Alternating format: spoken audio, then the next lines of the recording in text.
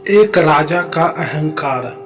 राजा अपने दल बल सहित एक अनाम साधु के आश्रम में पहुंचे और साधु को प्रणाम करके बोले, महाराज, सुना है कि आप किसी भी व्यक्ति के द्वारा दिए गए दान स्वीकार नहीं करते, परंतु यदि सच में कोई दान दाता है तो वह दान देकर ही रहेगा, अर्थात आप जैसे साधु को उसका दान स्वीकार करना ही पड़ेगा।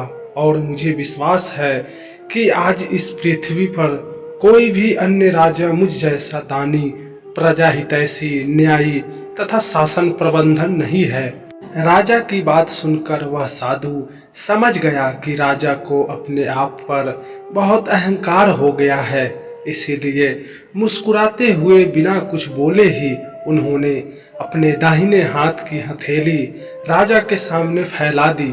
साधु की फैली हथेली देखकर राजा बहुत प्रसन्न हुआ। उसने बहुत सा अन्न और वस्त्र साधु के समक्ष रख दिए। साधु बोला, राजन, मेरे आश्रम में मेरे सहित सभी लोग प्रतिदिन काम करते हैं, जिससे अन्न और वस्त्रों का कोई अभाव नहीं रहता। उसने फिर से राजा के सामने अपनी हथेली फैला दी। राजा ने फिर से संकेत किया तो सेवकों ने स्वर्ण मुद्राओं से भरी थैलियां साधु के समक्ष रख दी। नहीं राजन, नहीं, साधुओं को स्वर्ण की आवश्यकता नहीं होती।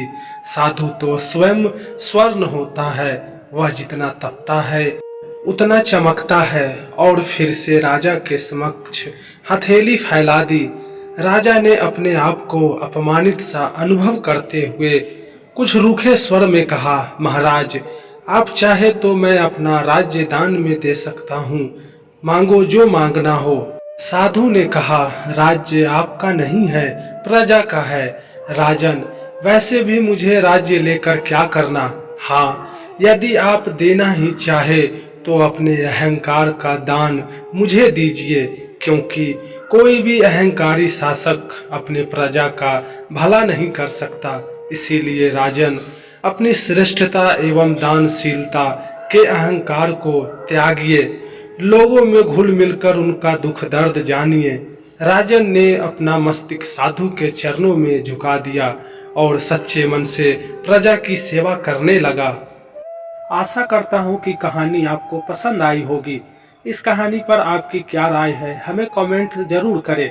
कहानी पसंद आई हो तो लाइक और शेयर करना ना भूलें, और चैनल पे नए हैं तो चैनल को सब्सक्राइब जरूर करें। फिर मिलते हैं किसी नेक्स्ट वीडियो में। कहानी सुनने के लिए बहुत बहुत धन्यवाद।